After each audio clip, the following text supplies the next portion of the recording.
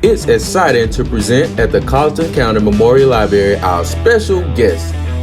Come on everybody, friends one and all, let's come together, let's break down those walls. We're gonna listen, let's listen, sing, and learn.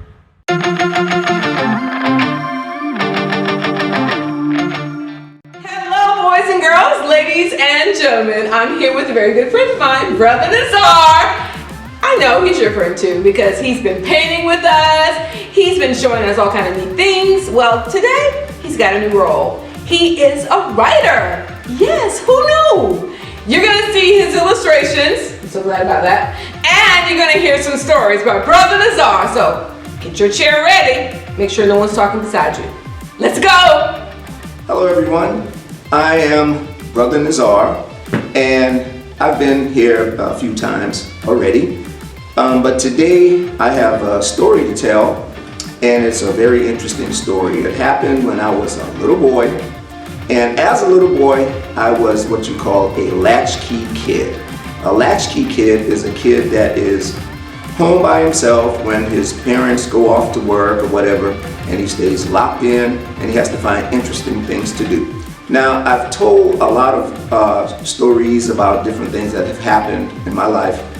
This is a very interesting one because it's so personal, it's so intriguing still to me and amazing. And this is a piece that I usually use when I do lectures and present my art. This particular piece, I always give everyone an opportunity to figure out what it is because it's kind of difficult to determine what it is. And so I'll let you think about what it is, and then I will go into what it is exactly. Now, everybody's had about a minute, close to a minute, to look at it and see what it is. And what it is a black ant on a black rock on a dark night. Now, a black ant on a black rock on a dark night is very difficult to see. And until you shine light on it, and when you put light on it, then you know, okay, that's a black ant on a black rock, and tonight is dark.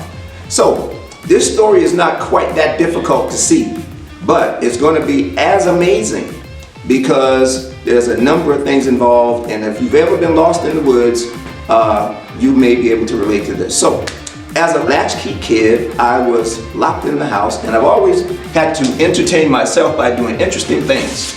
And so one of the interesting things that I did was I would draw. And this is kind of me sitting around at home, standing around actually, painting a picture. And this is what I had to do to entertain myself. I would do this or watch TV or read a book. And I was very young when this story took place. So while I was home, imagining myself as a great warrior, I did what I wasn't supposed to do. I went outside. And when I went outside, I took my bow and arrow, and I imagined that I was a great warrior hunting in the forest. And I saw some birds, and so I started firing my arrow, and I only had one. So I fired that arrow, and then I'd have to go and get it, and then reload it and fire again. So I would see squirrels and birds, and I would imagine that there were dragons and dungeons and monsters and stuff. And so I pulled my arrow and fired, and it went into the woods. And then I got on a trail, and I started running down this trail and kept firing the arrow. And every time I fired it, remember now, I have to go in the woods and get the arrow. So I got off the trail a few times, and when I got back on the trail, and I felt that I was far away from home, so I said, oh, you know what, it's time for me to head back home. So I started running towards my home, and I was on the trail, and then the trail disappeared. I was like, wait a minute, I thought home was in this direction. So I turned around and ran in the opposite direction. So I'm running, and the trail ended again and no house. So I was really confused. At that point I decided, maybe I'll run through the woods and see if the trail is on the other side. So I ran through the woods and I found another trail, and I said, now I'm gonna go home. So I started running down the trail and it disappeared. So I turned around again and went to the end of that trail, and it ended again, no house. So now I'm lost in the woods. And I got my bow and arrow still, but I was so confused and so afraid, I dropped it. I dropped the bow and the arrow, and I kept running through the woods and running until I got to this huge body of water. And when I got there, I am so shocked and amazed because I had never seen that much water. I thought maybe this is an ocean. So I didn't know that we had an ocean behind my house. So I turned around and ran in the opposite direction. So this time I ran until I heard voices. Then I started moving very slowly and got down on my knees and started crawling towards the voices. And then I could see there were two people. There was two men speaking with each other, and it was in a field, and the grass was very high. And then I saw a gun and arms coming up out of the grass. And so then I started moving backwards, till I got to the point where I figured they couldn't hear me. And I got up and I took off and I started running as fast as I could run. And I ran till I got tired. And so at that point, I just kind of entertained myself because it was getting late and I was getting hungry. And I didn't catch any birds, I didn't catch any squirrels, I didn't know how to start a fire to cook them if I even caught one.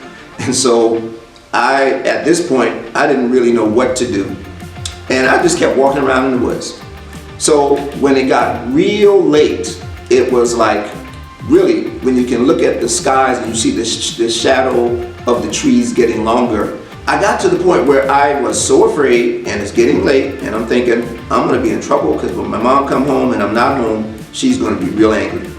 So at that point, I decided I would do what I knew best. The best solution I knew at that point was to pray. And so, here's me. I began praying. I got down on my knees and I started saying, Our Father, who art in heaven, hallowed be thy name, thy kingdom come, thy will be done.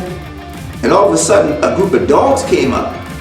And I mean, I was shocked, but I had to finish my prayer because I knew that if nobody else could find me, God could find me. And so I wanted to finish my prayer, so I finished the prayer. And then the dogs were all just kind of playing with me, so I was petting them. And here's a picture of me still praying, and the dogs were jumping around me. And so I didn't want to lift my head up because I didn't want to mess my prayer up and have to start over. I finished my prayer and I kept playing with the dogs. And as I played with the dogs, they began to run. And they started running faster and faster and faster. And I was running along with them faster and faster and faster. And the dogs ran to my house. The closer I got to the house, I could hear people calling. They were saying, and they all called me Kelvin. Kelvin! Kelvin! And I was yelling, I'm coming! I'm coming! And at that point, like I said, the dogs ran straight past my mother, who was out with neighbors looking for me because, again, I was lost in the woods. And when they ran past her, and I ran up to her, and she said, where were you? And I said, I was lost in the woods, and I was trying to find my way home, and I saw people, and I saw a man with a gun, and I saw this huge body of water. There was an ocean back there and everything. And she said, those spirits took you back there. And I said, what? She said, the spirits took you back there. And I said, well, they brought me back. And she said, but they took you away. And I didn't know what she meant at the time. But now I know, I found out later on, that the place where I got down and started praying at, it was an old slave cemetery. And I had no idea that it was a slave cemetery. So I understand now that it was, and that's why in the images that I showed right here, these are headstones.